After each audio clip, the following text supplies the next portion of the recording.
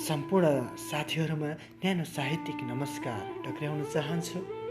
म आवाजबाट बिजु आचार्य। आज पनि म तपाईहरू समक्ष एउटा प्रेम कथा लिएर उपस्थित भइसकेको छु, जुन प्रेम कथालाई साकार शर्मा गुल्मीदेखि सिर्जना गर्नुभएको छ र म स्वयं बिजु आचार्य वाचन गरिरहेको छु। कृपया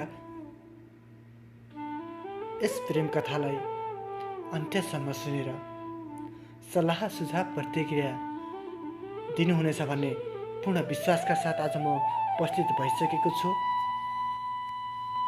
साथै तपाईहरूले सुनिरहनु भएको च्यानल सन्तोष सेठी युट्युब च्यानललाई लाइक शेयर सब्सक्राइब गर्न भने नबिर्सनुहोला।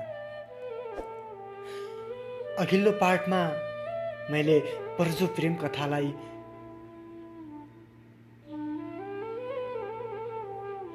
सुरुवात गरेको थिएँ। उनीहरू बीचको प्रेम कहानी सुरु गरिसकेको थिएँ र सोही कथालाई मैले निरन्तरता दिने क्रममा आज मसँग उनी प्रजु र उही प्रेमी बीच भएका कुराहरूलाई, विगतका कुराहरूलाई जोड्ने प्रयास गरिरहेको छु। मेरो वाचनमा कहीँ कतै गल्ती कमजोरी भएको छ भने कमेन्ट बक्समा गएर प्रतिक्रिया छोडिदिनु होला, ताकि अन्य आउन सक्ने बाँकी भागहरूमा मैले आफ्ना गल्ती त्रुटिहरूलाई सुधार गर्न सकूँ र यस प्रेम कथाको आजको भाग यसरी सुरु हुन्छ। कृपया ध्यान दिएर सुनिदिनुहोला।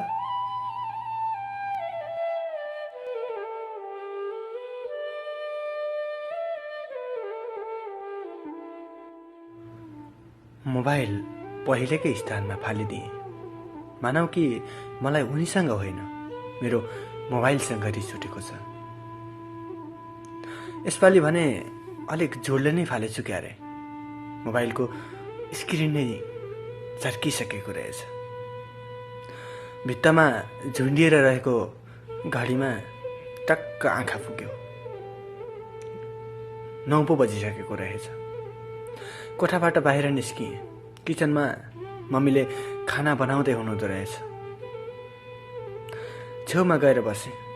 मेरो अनुहार हिजो अस्तिको भन्दा अलिक फरक देख्नु भएछ क्यारे। मम्मीले मलाई सोधिहाल्नुभयो, के भयो एक बिहानै, किन अनुहारमा बादल लागेको छ त?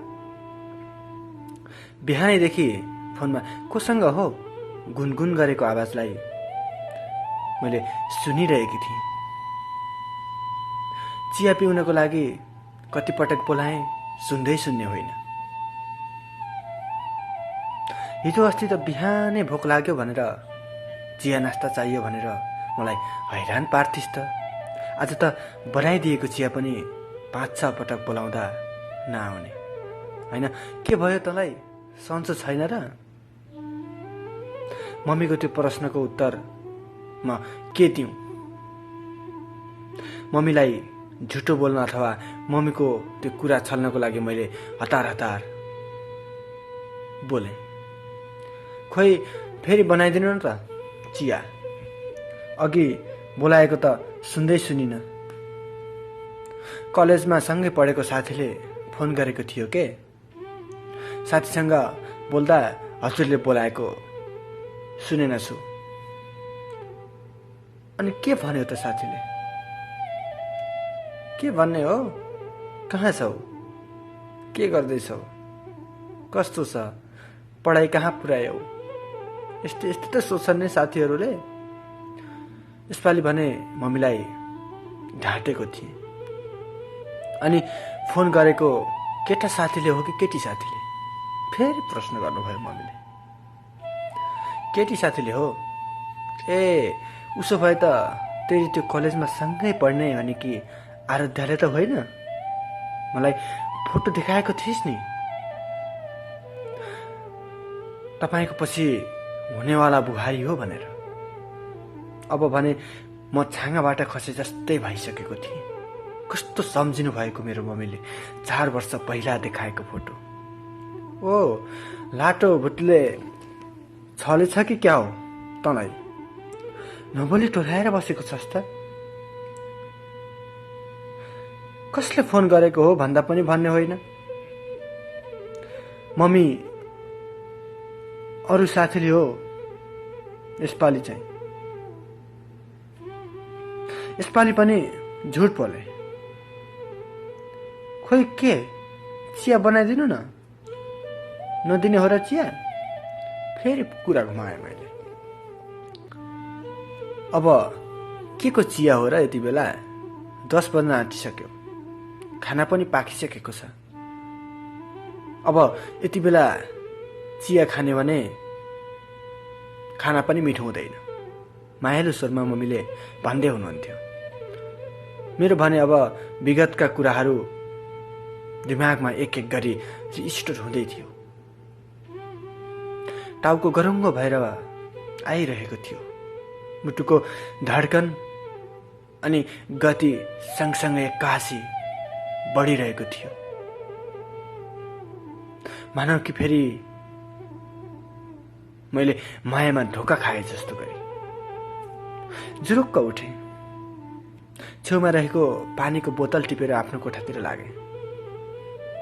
लौ कुरा गर्दा गर्दै कहाँ गएको हो फेरि? मम्मीको त्यो मायालु आवाज सँगसँगै रिस पनि पोख्नु भएको थियो। म सुनेको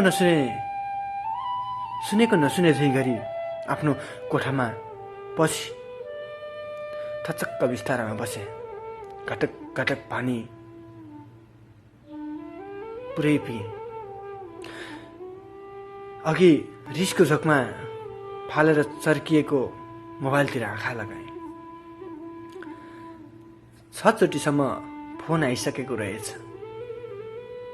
नम्बर उनैको थियो। मलाई कल ब्याक गर्न त्यति मन लागेन र आएको नम्बरहरूलाई पुरै डिलिट गरिदिएँ। खाना खान आइछ, चिसो हुन्छ फेरि। बाहिरबाट मम्मीको त्यो आवाज आयो। खाना खान त्यति मन त थिएन। अघाएको थिएँ उनैका ती झुटा कुराहरूले मन गरुङ्गो बनाउँदै किचनतिर लागे।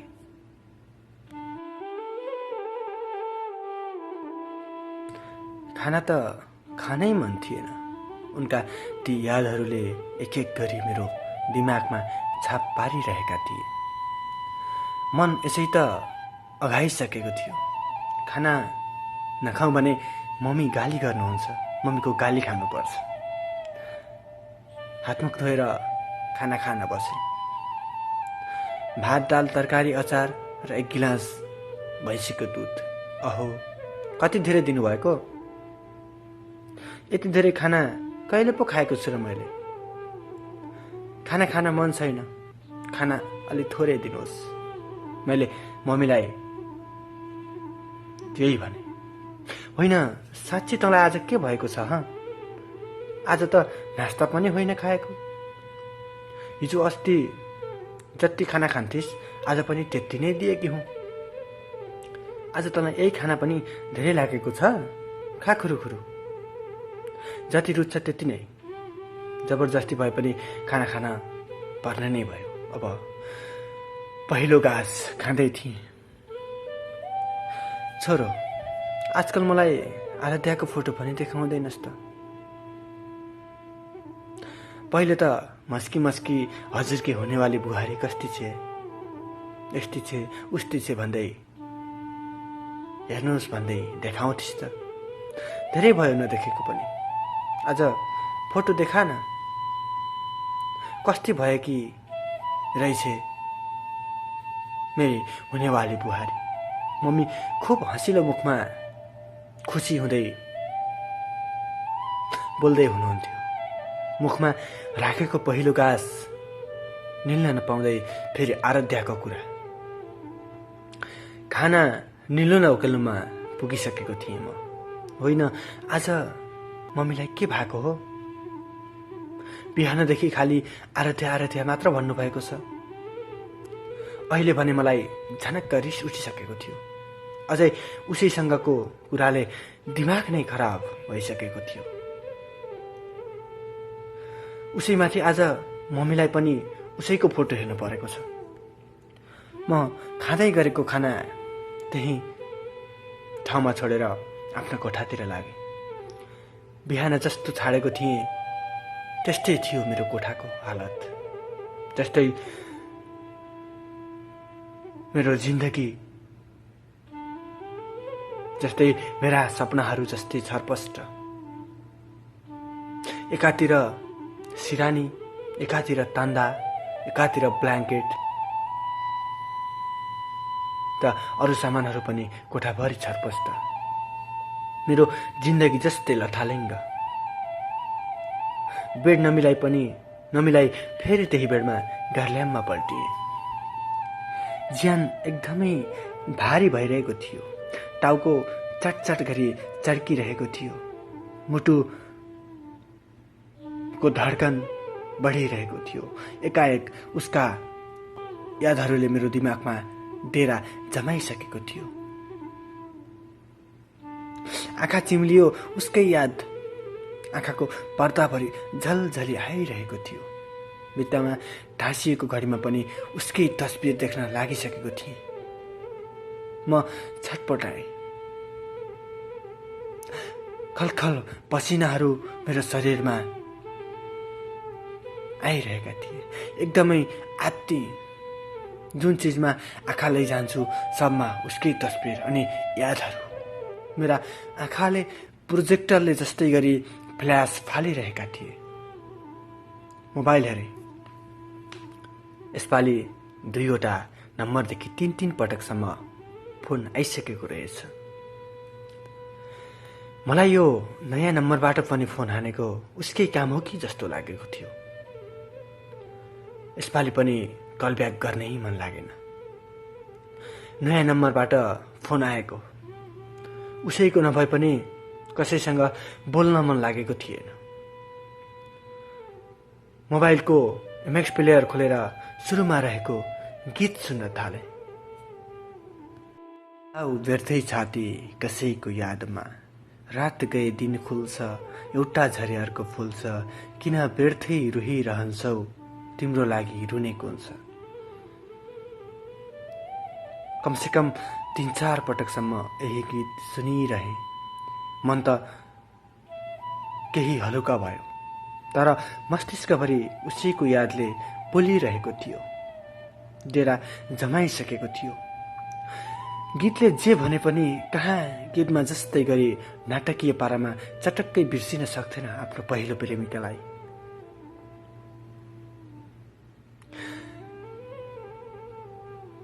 चार वर्ष पहिलेको उनीसँगको प्रेम कहानी यसरी सुरु हुन्छ। गाउँको सरकारी स्कुलमा एसएलसी प्रथम श्रेणीमा उत्तीर्ण गरेर शहर पढ्न भनी गाउँ छोडेर शहरमा आए। सानैदेखि सँगै पढेको साथीसँग कोठा खोजेर भाडामा सँगै बस्ने निधो पनि गरिसके। सुरुदेखि नै सरकारी स्कुलमा पढेको भएर छात्रवृत्ति कोटाको लागि परीक्षा दिएको थिए।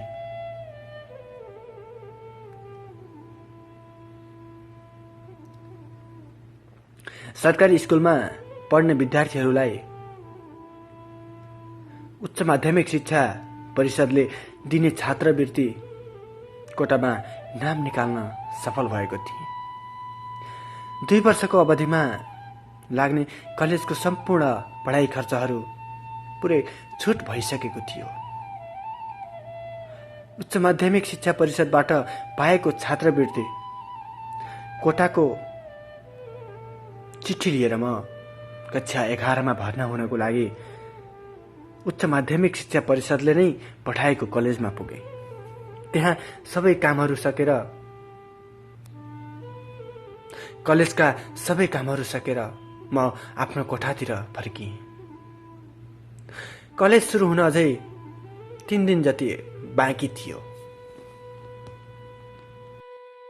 नयाँ ठाउँ, अपरिचित मानिसहरू मेरा लागि सबै नौला नौला लागिरहेका थिए। उति गाउँबाट सहर झरेको, घर परिवार खासै पहिला नछाडेको, घर परिवारको यादले पनि उति नै सताइरहेको थियो। कलेज सुरु हुन बाँकी 3 दिन हुँदा यताउता गर्दा गर्दै बितिसकेछ। कलेजको पहिलो दिन बिहानै छिटो गरी उठेपछि गर्नुपर्ने सबै नित्य कर्महरू सकाएर चट्ट नयाँ कलेज, नयाँ ड्रेस, सबै नयाँ अनि सोही नयाँ कलेजमा पुगे। खासै कोही पनि आएका थिएनन्, सायद पहिलो दिन भएर होला। मलाई स्कुल पढ्दा सधैँ पहिलो बेन्चमा बस्ने बानी परेको थियो। त्यहाँ पनि म पहिलो बेन्चमा नै गएर बसेँ। पछाडिको बेन्चमा त्यही विद्यालयबाट एसएलसी उत्तीर्ण गरेर कलेज सुरु गरेका 7-8 जना युवतीहरू आफ्नै तालमा रमाइलो गर्दै गफ गर्दै थिए। मैले साइन्स पढ्नु भनेको थिएँ, तर बाबाले दिनु भएन। मलाई आर्ट पढ्नु मन थियो, दिदीले दिनु भएन।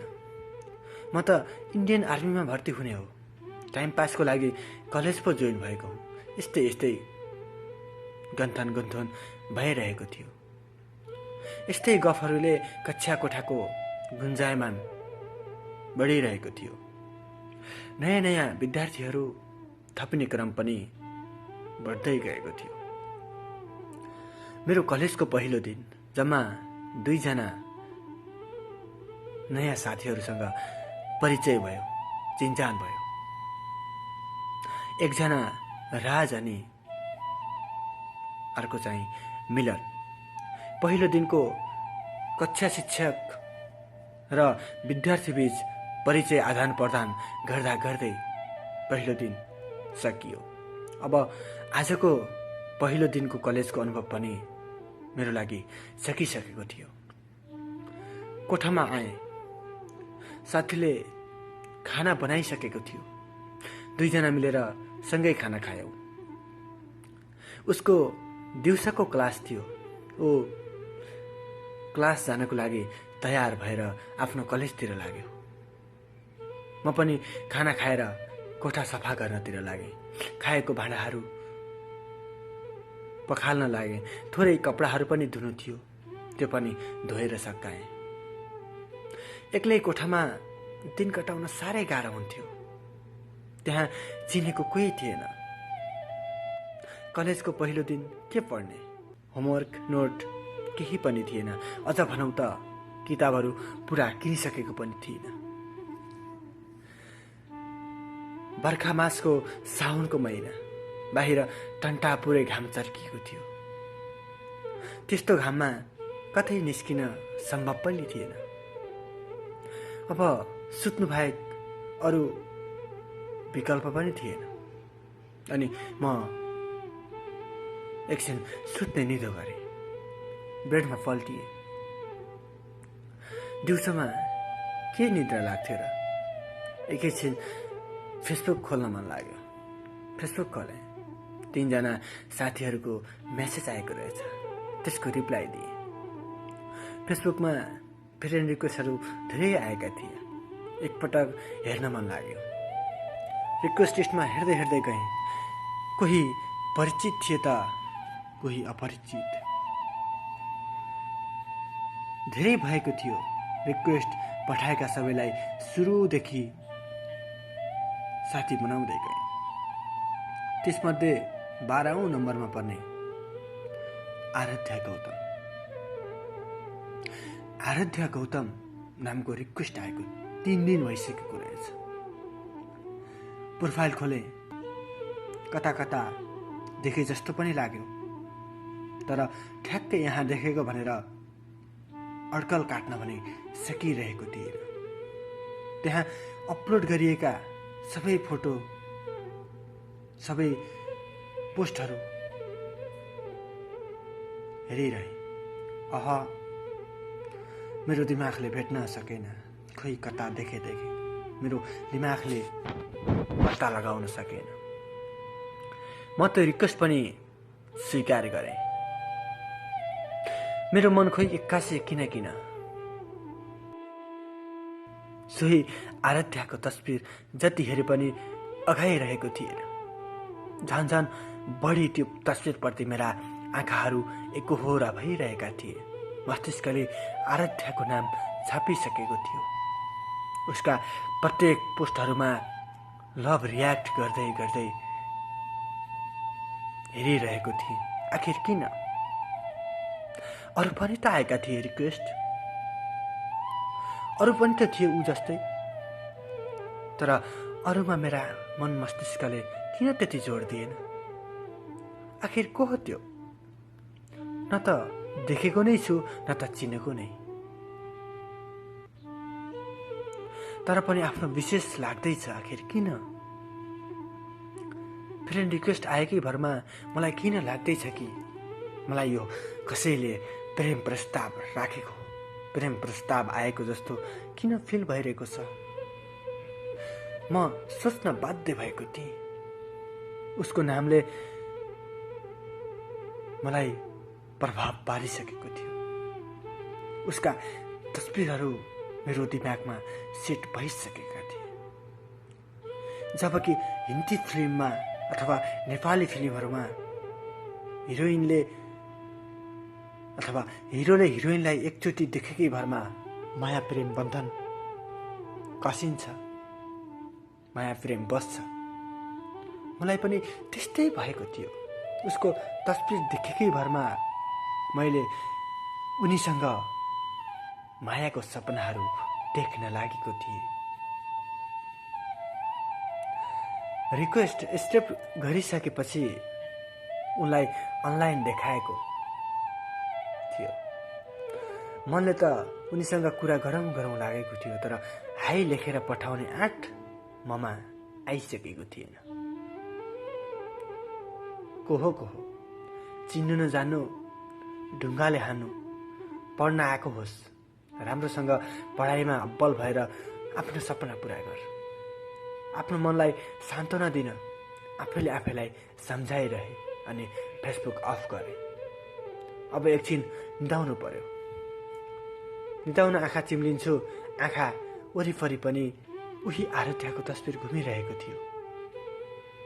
मस्तिष्कमा उसैको तस्बिर अनि नामले डेरा जमाइसकेको छ। कति छिटै उसको नामले अनि तस्बिरले डेरा जमाइसकेछ। मनले अनेक कुराहरू सोचिरहेको थियो। कतै उसको बोयफ्रेन्डको छ कि, कतै ऊ मसँग लभ गर्न इच्छुक छैन कि। अरे मेरो दिमाग के भयो? म सोच्दा सोच्दै कहाँ लङ्कामा पुगिसकेछु। निदाउनु त परै जाओस्, छटपटी हुन लाग्यो अनेक थरी थरीका कुराहरूले। के सोचाइ आएको? मलाई कहिले यस्तो त भएको थिएन आजसम्म। म सुत्न सकिनँ। उठेर टावल लिएर बाथरुम छिरे नुहाउनको लागि।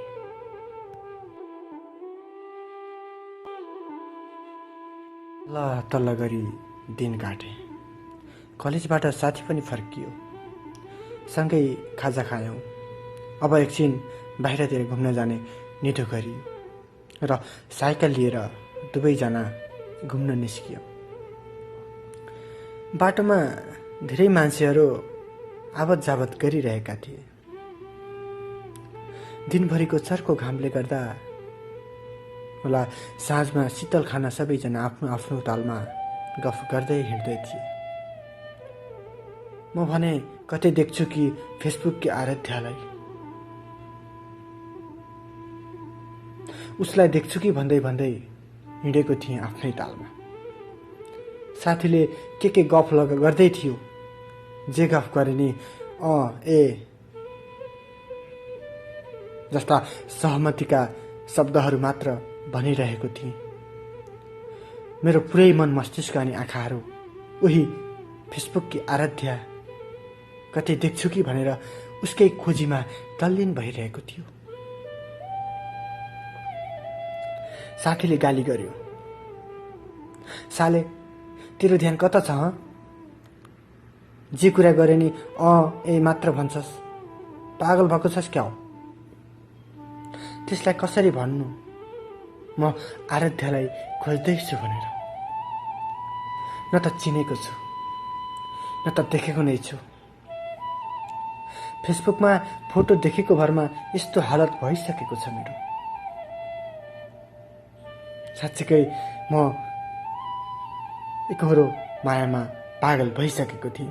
फोटो देखेको पहिलो दिनमा जो वर्षौंको माया प्रेम जस्तो एक पल पनि नछुँदा कता देखम जस्तो गरी खोज्दै हिँडिरहेको छु म। उसलाई देख्ने आशमा साँझ परिसकेको थियो। साथी र म कोठातिर फर्कियो। साँझमा खाना बनाउने पालो मेरो थियो। खाना बनाएर दुवैजनाले खाना खायौँ। खाने बित्तिकै सुत्न भने मन लागेन। फेरि उही फेसबुक खोल्नतिर लागे। एउटा मेसेज आएको थियो, कतै उनकै त होइन। मस्तिष्कले फेरि उतै सोच्न भ्याइसकेछ। हतार मेसेज बक्स खोले। नभन्दै त्यो मेसेज आदित्यको नै थियो। हाई, एक्टिभ 5 मिनट अगो। आराध्या 5 मिनट अगाडि आएर अफ भइसकेकी रहेछ। हाई भन्ने मेसेज देखेर एकदमै उत्साहित भएको मन एक्टिभ 5 मिनट अगोले बलिरहेको दियोमा पानी खनाए जस्तै भयो। चार। त्यही पनि मैले हाई लेखेर सेन्ड गरिदिएँ। मेसेज रिप्लाई आउँछ कि भन्ने आश गरेको थिएँ। एक्टिभ 6, 7, 8 गर्दै 15 मिनटसम्म एक्टिभ 15 मिनट अगाडि भनेर देखाइसक्यो, तर रिप्लाई आएन। मन खिन्न बनाएर सुते। बिहान फेरि छिटो उठ्न थियो कलेज जानको लागि, तर निद्रा भने लागिरहेको थिएन। धेरै पछि बल्ल निदाएछु। बिहानै उठेर कलेजमा पोसाक लगाएँ। कलेजको पोसाक लगाएँ अनि कलेजमा पुगेँ। हिजोभन्दा अलि ढिलो गरिरहेको थिएँ। धेरैजना कक्षामा आइसकेका रहेछन्। हिजो म बसेको बेन्चमा एउटा